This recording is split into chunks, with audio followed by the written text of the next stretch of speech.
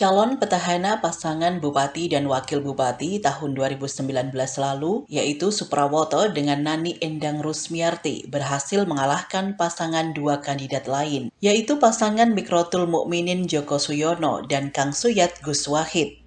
Tampaknya di Pilkada 2024 yang digelar bulan November nanti, pasangan bakal calon bupati dan wakil bupati Suprawoto dengan Nani Endang Rusmiarti akan pecah kongsi atau berpisah mencari jalan partai lain yang mengusung keduanya di bursa Pilkada 2024 ini. Hal itu dikatakan Muris Subiantoro sebagai pengamat politik Logopori Magetan, Politik Local Government Political Research Institute. Menurutnya, akhir-akhir ini terlihat perkembangan peta politik melalui penjajakan partai koalisi berbeda dengan 2019 lalu.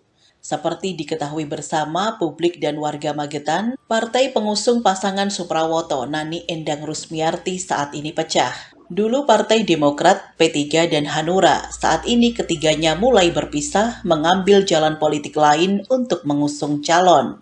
Menurut pengamat politik Muris Subiantoro, penggagas Logopori Magetan Politik Local Government and Political Research Institute, saat Pilkada 2024 nanti akan ada 4 poros koalisi atau 4 pasangan kandidat yang akan terbentuk berdasar dari 9 parpol lolos di bangku DPRD periode 2024-2029 mendatang. Dinamis ya, karena minggu yang lalu sudah ada beberapa partai politik yang melakukan pertemuan ataupun penjajakan untuk melakukan koalisi.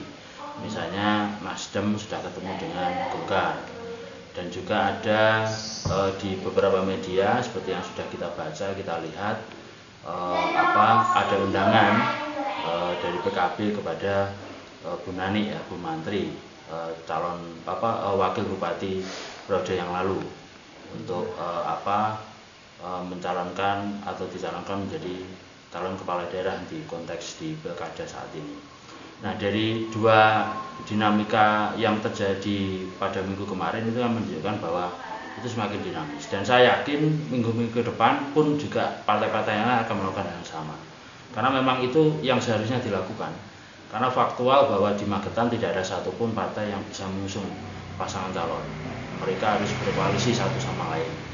Cuma menemukan titik koalisi inilah yang memang perlu proses, butuh waktu, dan persepsi bersama.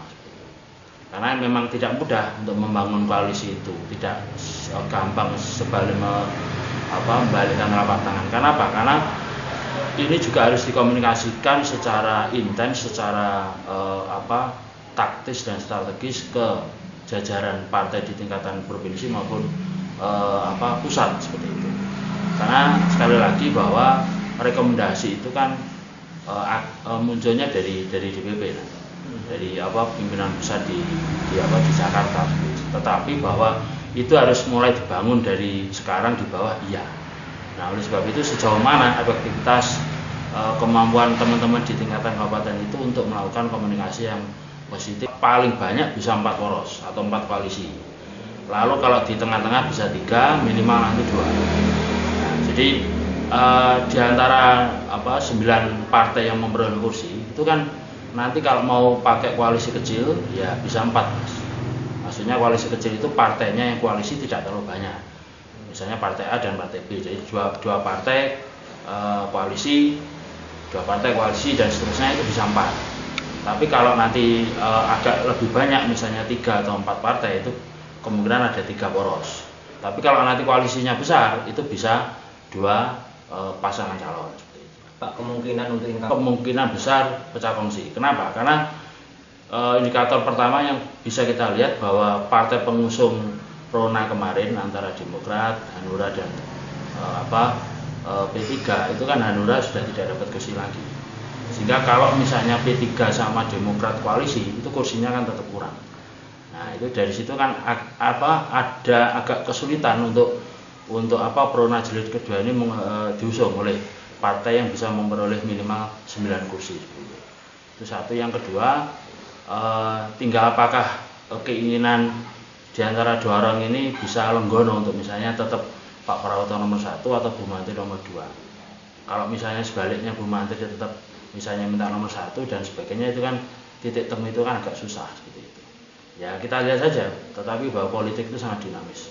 Tapi menurut pandangan saya, berapapun poros, apakah 2, 3 atau 4, yang penting bahwa partai politik dalam mengusung pasangan calon itu benar-benar bisa memperhatikan aspirasi publik ya, aspirasi masyarakat. Karena memang kita menyadari bahwa proses kaderisasi di tingkat partai maupun kaderisasi di level manapun di Magetan ini sedikit agak stagnan. Nah, sehingga ke depan stok pemimpin, calon pemimpin itu diharapkan bisa menjadi lebih banyak. Sehingga sekali lagi harapannya bahwa apakah porosnya itu 2, 3 atau 4 benar-benar bisa membawa Magetan bisa lebih baik, lebih sejahtera, dan yang paling penting adalah bisa tetap menjaga kondusivitas. Karena kalau dimungkinkan koalisinya nanti koalisi besar menjadi dua poros, 2 koalisi, itu kan bisa head to head Mas. Jadi berhadapan-hadapan. Tapi kalau 3 atau 4 itu kan masyarakat masih ada beberapa kemungkinan untuk memilih. Dari Magetan, Jawa Timur, Tim Liputan Pewarta mengabarkan.